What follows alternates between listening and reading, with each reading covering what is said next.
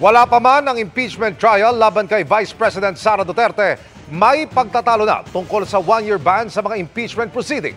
May argumento ang impeachment prosecutors at defense team ng bise. Nakatutok si Tina Panganiban Perez. Hindi pa man nagtatapat sa mismong impeachment trial, may banggaan na ng argumento ang defense team ni Vice President Sara Duterte at kanyang mga magiging taga-usig mula sa Kamara. Ang issue, nilabag ba ng Kamara ang probisyon sa saligang batas na isang impeachment proceeding lamang ang maaaring simulan laban sa isang opisyal sa loob ng isang taon. Ito ang isang basehan kung bakit pinatitigil ni Duterte ang kanyang impeachment trial sa Senado. May nauna na raw kasing 3 reklamo laban sa bise ayon sa mga abogado nito. The actions taken by the House of Representatives in respect of the 3 prior impeachment complaints before it decided to finally transmit what it purports to be a verified resolutions is something that is not permitted by the Constitution, particularly that one-year bar rule. Pero sabi ng ilang impeachment prosecutor, hindi nagsisimula ang pagbilang ng isang taon sa paghahain pa lamang ng reklamo. Ang one-year ban daw ay nagsisimula kapag initiated na ang impeachment complaint.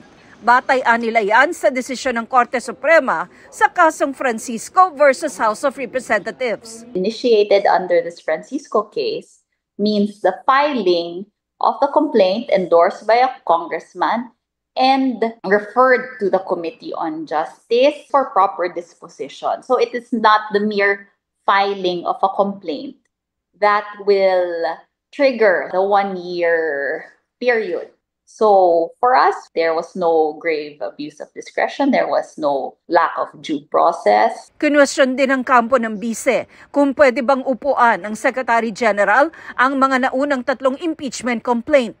You would recall that there were already pronouncements as early as December. There were 3 prior complaints that were filed. There were official reports and interviews and public pronouncements that were made by the Secretary General that supposedly these 3 complaints were already verified and ready for transmittal to the Speaker, but never did. And then suddenly, you see a 4th impeachment complaint that was suddenly referred to the Senate on the last day of the session. The question that we're asking respectfully the Supreme Court to decide is whether this is permitted.